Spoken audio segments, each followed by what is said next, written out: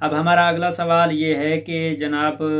Hair laser کا استعمال کرنا، سیاہ جوتے پہننا، ان کے بارے میں کیا ہے؟ بہرحال یہ چیزیں اتنا کوئی زیادہ ارزش نہیں رکھتی، لیکن چونکہ مومنین سوال کرتے ہیں یا پوچھتے رہتے ہیں تو اس لیے جو ہے میں اس کو ذکر کر دیتا ہوں۔ پہلی چیز یہ کہ ہیئر لیزر لگانا کوئی حرج نہیں ہے شرعی طور پر، اس میں کوئی ممانعت نہیں ہے۔ اور دوسرا یہ کہ سیاہ جوتے پہننا مکروہ ہے، بہتر ہے، سنت انبیاء بھی ہے کہ سفید کلر کا یا کوئی اور رنگ کا پہن لیا جائے۔ سفید جو ہے وہ سنت انبیاء ہے، جیسے لباس، سفید لباس ہو گیا یا اس طرح کی کچھ چیزیں جو سنت انبیاء میں شمار کی جاتی ہیں وہ پہن سکتے ہیں۔ باقی اگر سیاہ جوتا تو شرعاً جو ہے کوئی اشکال نہیں ہے، گناہ نہیں ہے، جائز ہے اگر وہ پہنتا ہے، لیکن مکروہ ہے، بہتر ہے کہ سیاہ جوتا جو ہے وہ نہ پہنا جائے، کوئی اور رنگ کا پہن لے تو وہ زیادہ بہتر ہے۔ یا پھر یہ ہے کہ یہ سوال کیا جاتا ہے کہ جناب جو ہے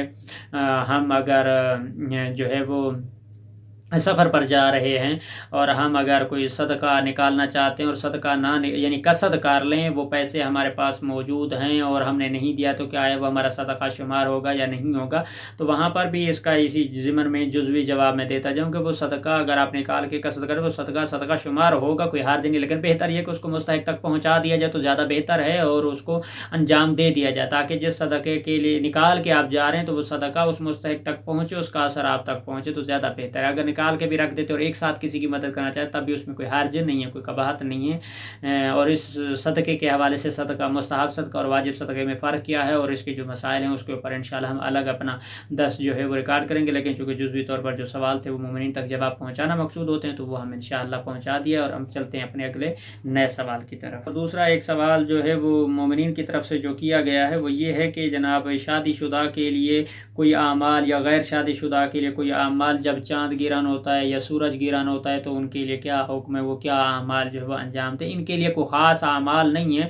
کہ یا شادی شدہ ہونا یا غیر شادی شدہ ہونا کوئی ضروری اہمیت جو ہے وہ معنی نہیں رکھتا، کوئی ارزش نہیں رکھتا، کوئی شادی شدہ یا غیر شادی شدہ ہے، سورج گرہن ہو، چاند گرہن ہو، زلزلہ آ جائے یا اس طرح کی کوئی آفت طوفان یا اس طرح کی کوئی چیز ہو تو اس میں نماز آیات جو ہے وہ واجب ہوتی ہے، وہ چاہے کوئی غیر شادی شدہ ہو تب بھی واجب ہے، کوئی شادی شدہ ہو تب بھی واجب ہے۔ اور جو ہے وہ نماز آیات واجب جو ہے وہ بالغ عاقل راشد پر ہے، جس طرح نماز، جس کے اوپر نماز روزہ واجب ہے اس کے اوپر نماز آیات بھی واجب ہے، کہ اگر جناب وہ شادی شدہ یا غیر شادی شدہ یہ ضروری نہیں ہے، بلکہ اگر وہ زلزلہ آ جائے اس حالت میں نماز آیات پڑھنے ہے، سورج گرہن ہو جائے تب بھی نماز آیات پڑھنی ہے، چاند گرہن ہو جائے، طوفان آ جائے یا اس طرح کی کوئی اور بڑی مصیبت آفت آ جائے تو اس میں نماز آیات جو 2 رکعت ہے، اور اس کا مفصل طریقہ ہم اپنے پہلے سابقہ دروس میں جو وہ ذکر کر چکے ہیں کہ اس کا طریقہ کار کیا، اس کی رکعتیں کتنی ہیں اور کس طریقے سے اس کو انجام دینا اور پڑھنا ہے۔ اور ساتھ میں اس کے جزوی سوال، اسی سوال کے ساتھ ایک جزوی سوال کیا جاتا ہے کہ عورتوں کے لیے کیا حکم ہے، وہ چھری نہ اٹھائیں، وہ ناخن تراش کے ساتھ ناخن نہ کاٹیں جناب، وہ کوئی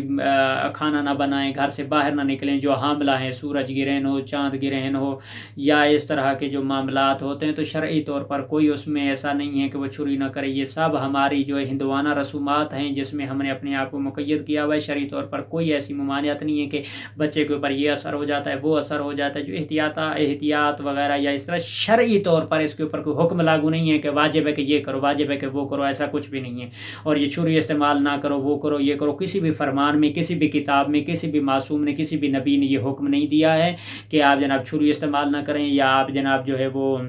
کوئی چیز کاٹیں نہیں، کوئی سالن نہ بنائیں، باہر نہ جائیں، یہ نہ کریں، وہ نہ کریں، ایسا شرعی طور پر کوئی حکم نہیں ہے۔ چاند گرہن اور سورج گرہن کوئی ہے، 2 رکعت نماز ہے، واجب ہے آپ کے اوپر، اس کو اس کے طریقے کے مطابق پڑھیں اور انجام دیں، چاہے وہ عورت ہو، مرد ہو، کوئی بھی ہو، چاہے وہ غیر شادی شدہ یا شادی شدہ ہے، جس کے اوپر نماز روزہ واجب ہے، 2 رکعت نماز آیات پڑھے اور وہ اپنے واجب کو ادا کرے۔ اور اسی سوال کے جواب کو ہم اسی کے اوپر اختتام کرتے ہیں، ہم چلتے ہیں اپنے اگلے نئے سوال کی طرف انشاءاللہ۔ اور ایک ہماری مومنہ نے سوال کیا ہے اور اس کو اپنے مومنین تک بھی جدید استفتاء سے یہ حکم بھی لیا گیا اور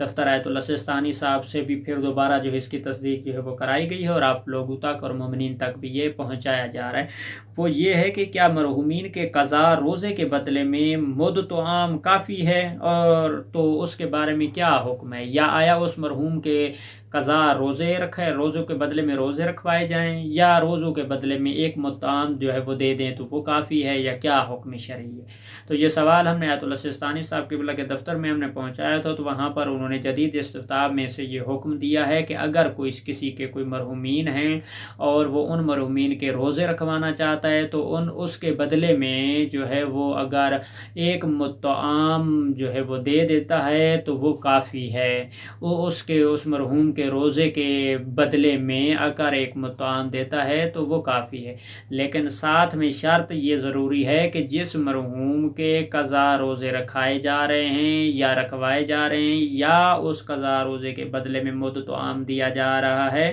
وہاں پر یہ ہے کہ اگر اس مرحوم نے جو اس دنیا سے چلا گیا اگر اس نے جان بوجھ کر روزے نہیں رکھے تھے تو پھر اس مطعم کے ساتھ اس کا کفارہ ادا کرنا بھی ضروری ہے۔